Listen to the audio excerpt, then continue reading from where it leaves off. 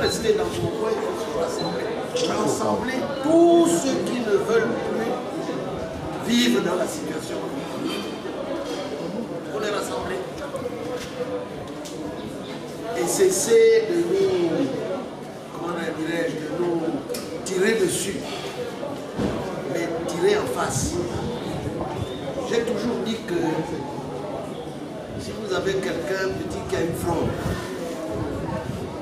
qui tire là-bas, laissez-le tirer avec sa fronde. Vous avez plus loin quelqu'un qui a un bazooka, laissez-le tirer en face. Il faut que nous tirons tous dans la même direction. Il faut rassembler. Rassembler tous ceux qui ne veulent pas connaître, continuer à vivre dans la situation de l'opposition. Vous savez que nous avons un régime de terreur. C'est la terreur qui nous gouverne. Beaucoup de gens ont peur. Même à New York, ils ont peur. Je suis allé à New York. Il y a des gens qui me disaient « Ah, nous n'allons pas venir à votre posésie parce que quand on va nous voir à la télévision, on va nous supprimer la mousse. Quand on va nous voir, on va aller prendre nos parents qui sont restés à Libreville pour les menacer. » C'est la peur. Aujourd'hui, on terrorise tout le monde. Ceux qui sont avec eux, dès qu'on sent que peut-être qu'ils ne sont pas vraiment, ils peuvent passer de l'autre côté, on les terrorise. On leur colle les procès, on les menace. On menace tout le monde. Ceux qui sont avec eux doivent rester avec eux. Ceux qui sont contre eux doivent disparaître. C'est cette terreur-là qui fait que personne n'est à l'abri.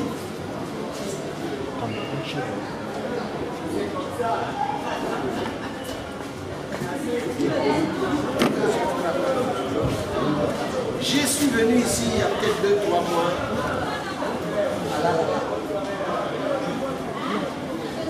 par un monsieur d'un certain âge qui voulait m'écouter. Il y avait 15 personnes dans la salle. Et il m'a dit, ma fille vient de France. Et il lui a dit, papa, tu vas recevoir M. Pi? Il dit, oui, mais je n'aurai plus de travail. Comme si c'est le travail de la famille de celui qui est là. Le Gabon devient sa chose.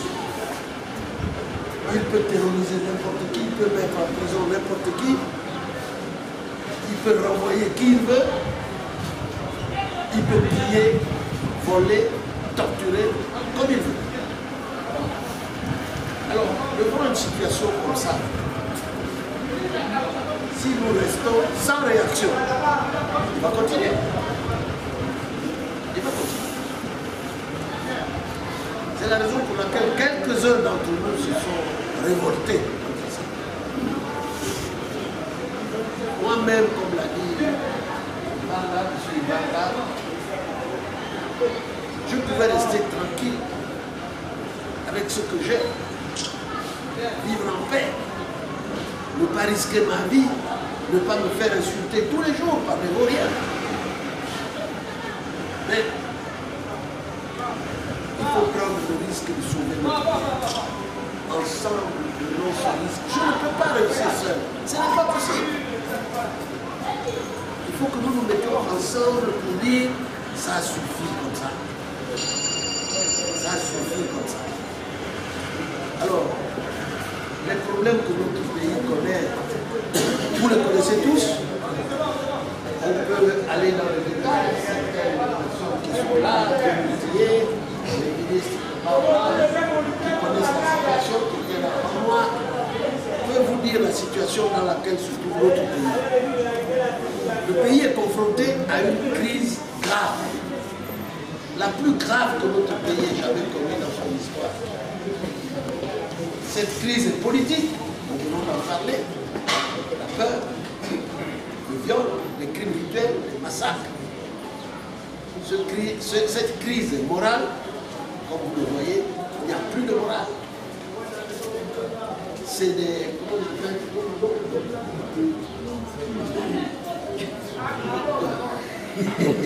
Au plus haut sommet. Ah oui, au plus haut sommet, c'est les ramasseurs de clés qui nous gouvernent. Et ils en sont fiers. Ils le montrent.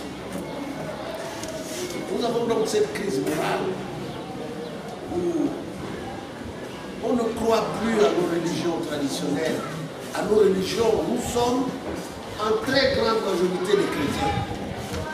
D'abord. Et puis nous sommes aussi animistes. Nous avons nos religions traditionnelles.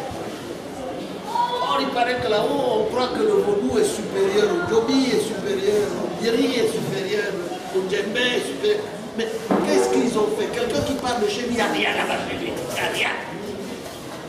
Et on ne veut même pas le regarder là-bas, il vient faire le roi ici. Il faut quand même qu'on ait pitié de nous. On ait pitié de nous. Donc il y a cette crise morale, il y a une crise économique, je pense que si je développais tout à l'heure, une crise économique, il y a une crise sociale, le chômage est partout. La crise économique entraîne que les chantiers s'en vont, tout le monde s'en va, les investisseurs s'en vont. C'est le chômage, vous le voyez vous-même. Les chantiers sont à l'arrêt. Mais il y a ce que vous ne voyez pas. Les entreprises quittent. Ils vont en Guinée équatoriale, ils vont au Congo, ils vont au Cameroun. Les investisseurs quittent notre pays. Il n'y a plus d'argent. Francis va le développer tout à l'heure, qui peuvent nous édifier. Donc il y a cette crise, les enfants ne trouvent plus de travail, nos élèves, l'avenir de notre pays, nos étudiants, nos enfants, l'éducation, ils sont, comme vous savez, en prison. Les étudiants, on les emprisonne. Les étudiants, on les raye définitivement de l'université. L'armée est au campus. Comment on va préparer la marche avec qui? Si nos enfants, ceux pour lesquels nous travaillons, si les enfants subissent le sort que l'on connaît, les soins de santé, on détruit les hôpitaux. 1 millier de gens de la santé de Jeanne Bory sont au chômage. On a cassé Jeanne Bory et on les laisse à la maison. Il y a des professeurs en médecine qui sont à la maison. Les infirmiers à la maison pendant que les gens meurent. Ils sont à la maison. Il y a quelque chose qui ne va pas. Quelque chose ne va pas. Alors, voilà la situation. Elle est grave.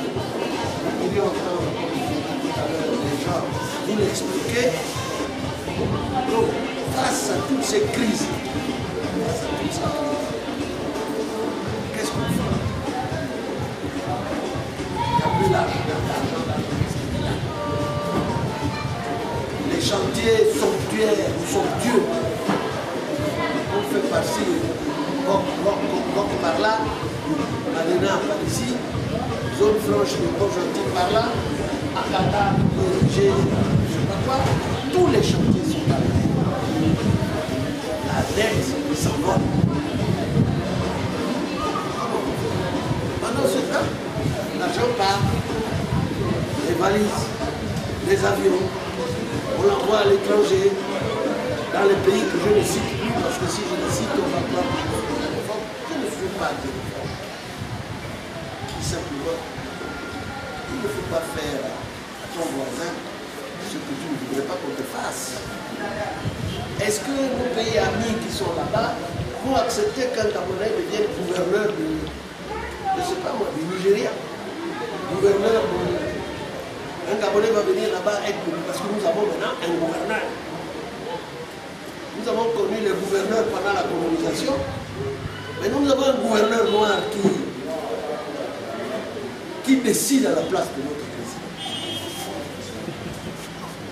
Et qui s'en vante.